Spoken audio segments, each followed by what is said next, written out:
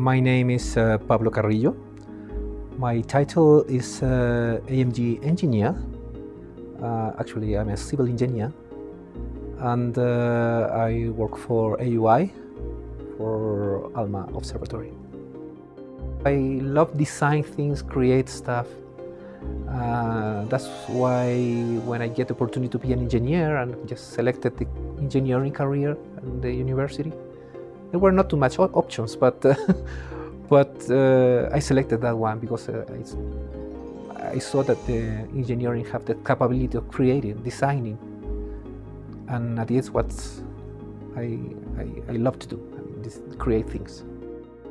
I came into ALMA as assembly integration and verification coordinator, which is basically just to coordinate, plan, and make the schedule for all construction and assembly of the antennas in the project, and installation of their instrument, verification of them, engineering verification, and up to the point that we pass them to the scientist for testing the antenna. So that's my first role.